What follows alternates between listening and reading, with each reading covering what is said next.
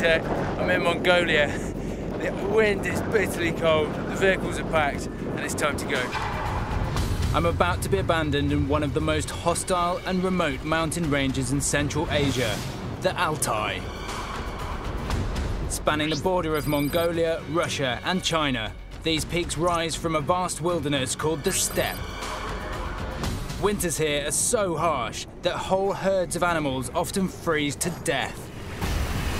I'm going in alone, filming my entire journey myself. But this mission is so dangerous that I'll be tracked from miles away by a rescue team led by producer Tim. If something goes badly wrong in such difficult terrain, there's a real risk they might not get to me in time. Thanks, Tim. Cheers, man. Cheers, mate. This is as close to real survival as I can get. That is the last time I'm going to see the crew for over a week.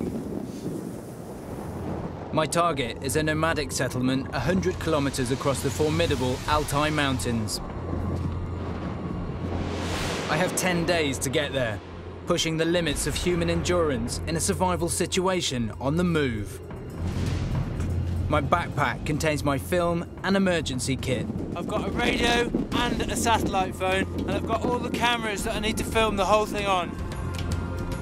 I've also got a drone so I can film everything from the air. But I've got no survival equipment, just the clothes on my back. I've not even got any food or water. I've been dropped on barren steppe. About 50 kilometers of desolate terrain gets me to the foothills of the mountains. From there, the only way is up, and a further 50k to civilization.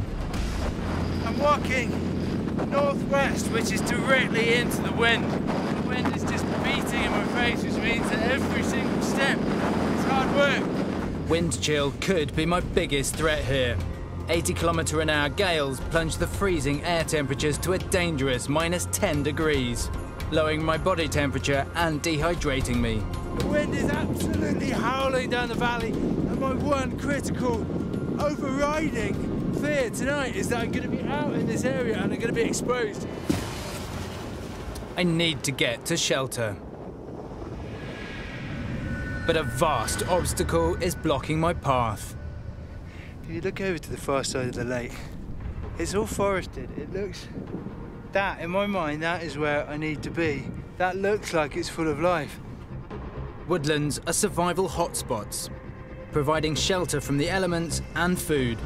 But I've got no idea if the ice will take the weight of me and my backpack. I'm on the ice right now. It appears to be thick enough. To support one man on foot, ice needs to be at least 20 centimeters thick. But without a drill, all I can do is stamp to see if it sounds hollow. If I was to fall through the ice right here, I'm dead in a matter of minutes.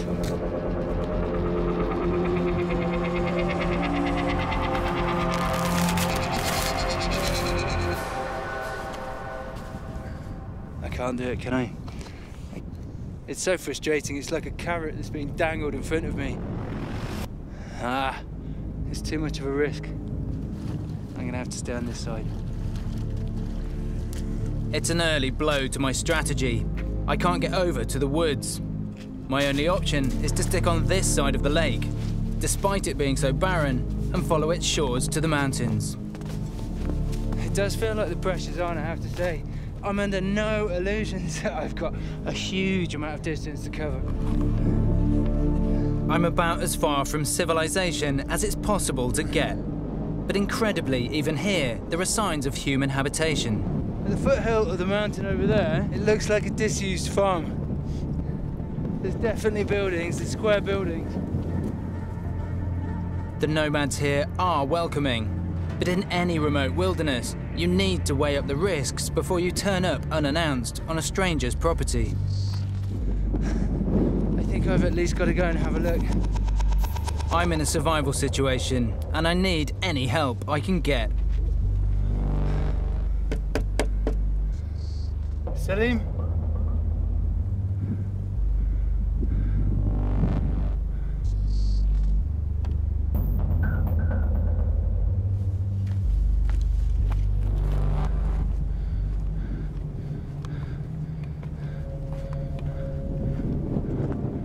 Salim?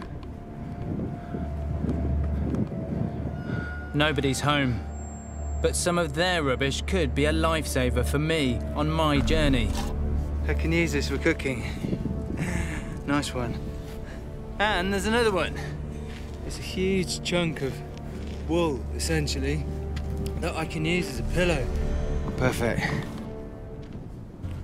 I could shelter beside the hut, but the days here are at least 12 hours long. With flat ground and over 6 hours more daylight, I should have plenty of time to find my way to the trees on the far side of the lake. Just gonna keep going, keep going, keep going. Use every daylight hour. When the sun goes down, this landscape goes into a deep freeze. I don't know how that quite crept up on me, but the sun is almost hitting the horizon now, and as the sun's gone down, the temperature's just dropped massively. I'm just suddenly aware how stupid it was to leave it this late in the day before finding somewhere to camp. But I do need to find somewhere fast. There's some trees up ahead. Finally, there's some natural protection from the wind. But with the sun dropping fast, there's no time to make a proper camp. Right, calm yourself down, Ed, calm yourself down.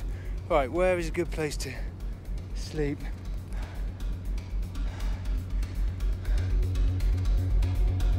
I'm gonna tuck myself in here, I think.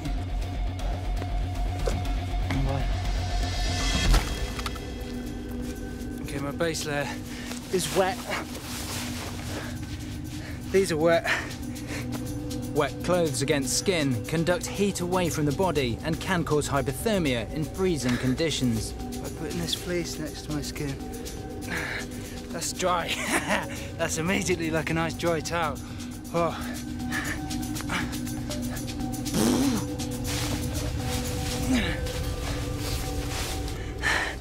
And by taking that wet layer away from my skin, that feels warmer immediately. The winds have died down, but clothes alone can't protect me from the cold. It's amazing how quickly you can move when the temperature starts dropping. Scrub from this juniper bush will insulate me from the hard, frozen ground.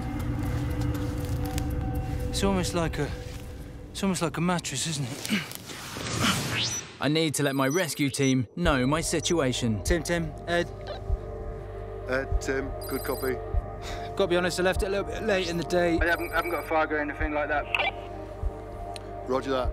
I reckon it'll be below freezing tonight. Over. Okay, roger that. What do you think? I think it's a bit worrying. The danger is that if he's wet and he beds down and the temperature is dropping and if the wind gets up, he can chill really, really fast. And, you know, that's a kind of potential hypothermia situation. In the last 10 minutes, temperatures come right down again. If it goes much colder, my Altai challenge could be over at the very first hurdle.